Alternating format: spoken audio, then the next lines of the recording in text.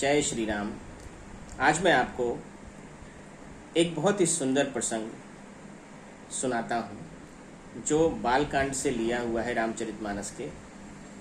इसमें सीता जी का और रामचंद्र जी का जब ब्याह होना सुनिश्चित हुआ और बारात आ गई और जब सीता जी को मंडप में लाने के लिए सखियाँ उनकी गईं और उनको जब वहाँ से ले कर के आने लगी तो तुलसीदास जी ने ऐसी उपमाएं उसमें प्रस्तुत की हैं कह करके कि जो सच में सुनने योग्य है। मैं आपको सुनाता हूँ, सुनिएगा।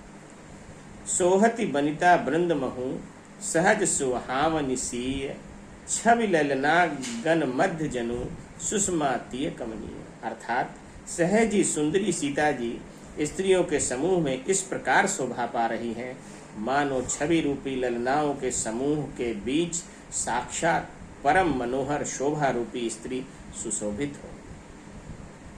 आगे चौपाई कहते हैं, सिय सुंदरता बरनि न जाई लघुमति बहुत मनोहर ताई आपत दीख बरातनि सीता रूप राशि सब भांति पुनीता।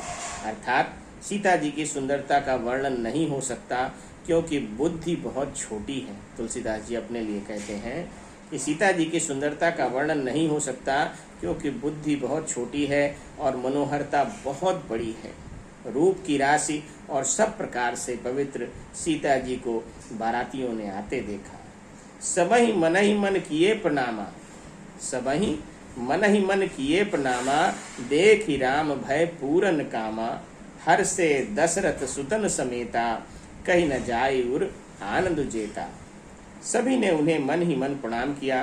श्री रामचंद्र जी को देखकर तो सभी पूर्ण काम अर्थात कृतकृत्य हो गए। राजा दशरथ जी पुत्रों सहित हर्षित हुए। उनके हृदय में जितना आनंद था वह कहा नहीं जा सकता।